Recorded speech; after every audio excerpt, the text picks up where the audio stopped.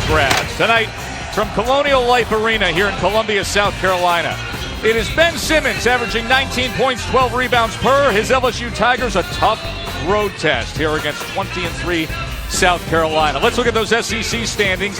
LSU comes here a half game up on Kentucky. You know what Kentucky did to Georgia last night. And they're a full game ahead of Texas A&M and this consistently solid South Carolina team. Huge week for South Carolina. They have Kentucky coming to town. Not a strength of their team this year. Here's Ben. Couldn't get it to drop. But draws the whistle. As the foul's on Dwayne, notice his first. Well, you mentioned it, Tess. You've got a couple of teams all bottled up at the top of this conference right now. And if LSU was to lose this game here, it's 6'9", Chris Silva. Quickly feeding it to Simmons, out to Blakely, and he puts it through. And that is exactly what Andy was talking about. In transition, it's not just about Ben Simmons scoring, but him to dominate the basketball because of the experienced roster that Frank Martin has around it. But P.J. Dozier has been a very good addition to the Gamecocks this year. I want to continue that Simmons conversation as he takes the feed from Quarterman and scores through the lane. Just before we went on the air, you were on Sport.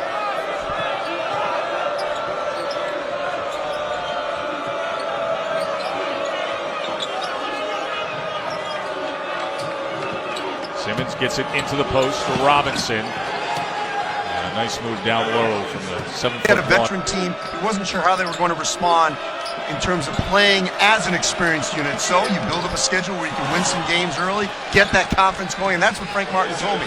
They built confidence, knew how to finish. Texas A&M, as notice, hits the long ball there. What do you think is the national perception of Texas A&M right now, Andy? Well, I saw them down in the battle for Atlantis, and they looked great before losing to Syracuse, so I think the perception was pretty high early, the three ball there. But Billy Kennedy, the Texas A&M coach, told me. And then producing points off of them, Tess. Here's Blakely, and that helps on the other end. Kaichanus looking for options there. Working around with Dozier into Carrera. And bottled up and coming in that time. You get the sense that Carrera is a total buy-in guy this year and is going to give everything he can like that. You talk about giving everything you can. How about that, Mr. Simmons? He doesn't even give us time to talk about Carrera, talk about the make underneath. When the ball hit up the floor, defensive awareness, falling asleep on the backside, and Ben Simmons able. Sent to the line with Hakevicius, his third. As LSU needs to capitalize and bring some momentum and some energy to this end of the floor. Outside of that dunk from Simmons, we haven't seen a lot. Here he is in the post. Simmons. Going to him, getting him the ball. He's feeling it. Thornwell. Coming off that 25-point game against then number 8, Texas A&M. Back into the post, and all too easy for Ben Simmons. Now Ben Simmons must have not liked sitting on the bench because he's come out what he wants to out on the floor. Andy, don't you think so often we get caught up in physical measurables when we make the comparisons instead of style of play in game, and thus obviously it's easy to make the Magic comparison. Yeah, although it's different eras, it's probably not very fair to do that to him. Not to anybody, right?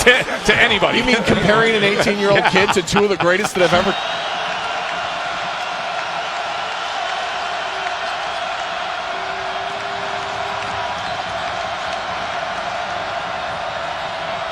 Simmons. Good way to settle in and respond for LSU. Well, just a great job burying himself right underneath the bat.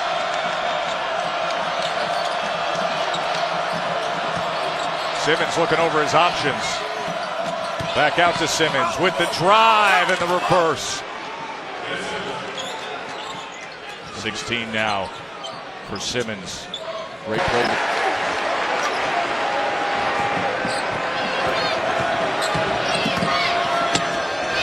Simmons slides in the final years. And Thornwell will just put a cap on it. And there it is. Big night for South Carolina.